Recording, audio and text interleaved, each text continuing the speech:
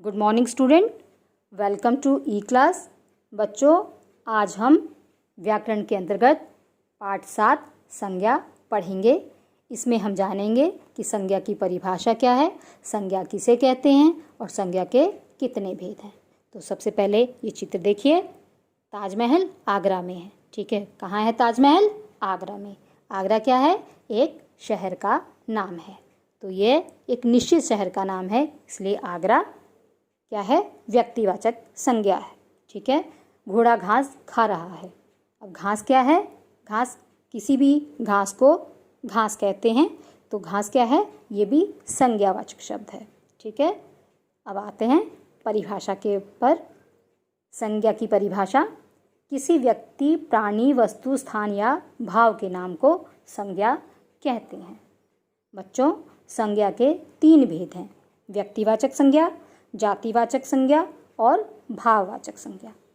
सर्वप्रथम व्यक्तिवाचक संज्ञा: जिन संज्ञा शब्दों से किसी विशेष व्यक्ति, वस्तु या स्थान का बोध हो, उन्हें व्यक्तिवाचक संज्ञा कहते हैं। ठीक है, जैसे आपके भी मित्र हैं बहुत सारे, तो सबका नाम मोहन या सोहन एक ही तो नहीं होता, अलग अलग होते हैं। तो ये क्या है? ये व्यक्तिवाचक, आपके जो मित्रों का नाम है वो बच्चों व्यक्तिवाचक संज्ञा के अंतर्गत आता है। ठीक है, उसी तरह शहर, आगरा, मुंबई, कलकत्ता भी हमने चित्र में देखा। आगरा का ताजमहल, तो आगरा एक शहर है, निश्चित शहर है, निश्चित स्थान है, तो ये किसके अंतर्गत आएगा? ये व्यक्तिवाचक संज्ञा के अंतर्गत आएगा। ठीक है, उसी तरह अभी हमने ताजमहल का चित्र देखा था। ताजमहल कहाँ है? एक निश्चित स्थान पर है, तो ये भी ताजमहल जो है व्यक्तिवाचक संज्ञा के अंतर्गत आएगा। उसी तरह गीता, रामचरितमानस, ये पुस्तकें हैं, ये प्रसिद्ध पुस्तकें हैं, तो ये भी किसी पुस्तक विशेष का नाम, ठीक है, यह पुस्तक ये व्यक्तिवाचक संज्ञा के अंतर्गत आती है। इसके बाद दूसरा है जातिवाचक संज्ञा। जो संज्ञा शब्द किसी प्राणी, स्थान या वस्तु की जाति का बोध कराए, उन्हें जातिवाचक संज्ञा कहते हैं। जैसे लड़का, पशु। अब इसमें लड़का, आप किसी भी लड़के को लड़का कहेंगे। ठीक है, ये सभी लड़के जितने भी किसी भी जाति के हों, किसी भी धर्म के हो, आप उसे लड़का कह सकते हैं। तो लड़का क्या है बच्चों?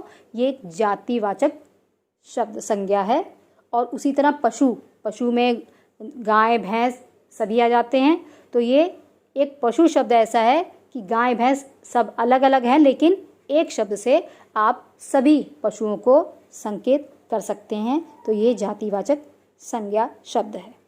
भाववाचक संज्ञा: जो संज्ञा शब्द किसी व्यक्ति, प्राणी, वस्तु के गुण, दोष, स्वभाव, अवस्था का ज्ञान कराते हैं, उन्हें भाववाचक संज्ञा कहते हैं। जैसे ईमानदारी, मिठास, परिश्रमी, मेहनती, ये सब गुण होते हैं बच्चों व्यक्ति में, और ये गुण दिखाई नहीं देते हैं।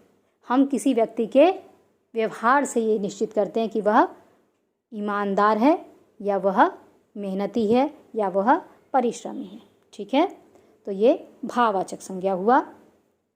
बच्चों, अंग्रेजी में संज्ञा के 2 और भेद नाउन कहते हैं, और इसके 2 भेद और माने जाते हैं: मटेरियल नाउन और कलेक्टिव नाउन। मटेरियल नाउन द्रव्यवाचक संज्ञा। द्रव्यवाचक संज्ञा के अंतर्गत जैसे लोहा, पीतल, सोना, चांदी, ये सब आते हैं। और समूहवाचक संज्ञा में ऐसे शब्द आते हैं जो एक ही होते, एक ही शब्द जो पूरे समूह को बताते हैं। जैसे कक्षा, कक्षा में अब एक ही बच्चे तो नहीं होते, बहुत सारे बच्चे होते हैं। या दल, परिवार, ये भी किसी एक व्यक्ति से नहीं बनता, तो ये समूहवाचक संज्ञा के अंतर्गत आते हैं। बच्चों, कहीं कहीं व्यक्तिवाचक संज्ञा का हम जातिवाचक संज्ञा के रूप में भी प्रयोग करते हैं। जैसे जयचंदों से देश को बचाओ। इसमें जयचंद जो नाम है ये किसी व्यक्ति का नाम है, लेकिन जयचंद जो है ये ऐतिहासिक व्यक्ति हैं, और ये अपनी धूर्तता के लिए जाने जाते हैं। तो आजकल जो धूर्त व्यक्ति हैं, जो देश को धोखा दे रहे हैं, उनके लिए ये जयचंद शब्द यहाँ प्रयोग किया गया है।